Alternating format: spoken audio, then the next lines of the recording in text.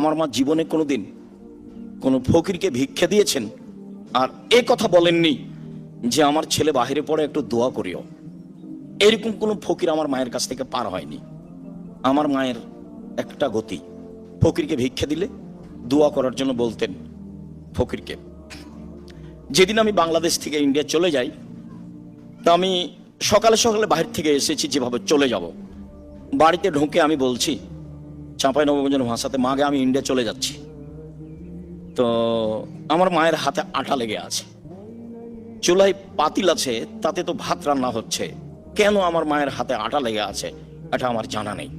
আমার মা আমাকে বলছে যাস না, পুলিশে ধরে মারবে। তাই আমি বললাম না, আমি চলে গেলাম। তা আমার মা চুলার পাশ থেকে উঠে আমার পিছে পিছে হাঁটতে লাগলেন। এক পর্যায়ে যখন বুঝলেন যে আমি ফিরে আসবো না, বেশ কিছু পথ আমার মা আমার পিছে পিছে হাঁটলেন। তারপর যখন আমার মা বুঝতে পারলেন যে আমি ফিরে আসবো না, তখন আমার মা নিরুপায় হয়ে ফিরে আসলেন। ওই দৃশ্যটা আমার মনে পড়ে। আমার মায়ের একটা কাজ আপনাকে স্মরণ করালাম, সেটা হলো এই, ফকিরকে ভিক্ষা দিলে আমার মা ফকিরকে দোয়া করার জন্য বলতেন। নিজে সবসময় দোয়া করতেন যেভাবে তিনি বুঝতেন।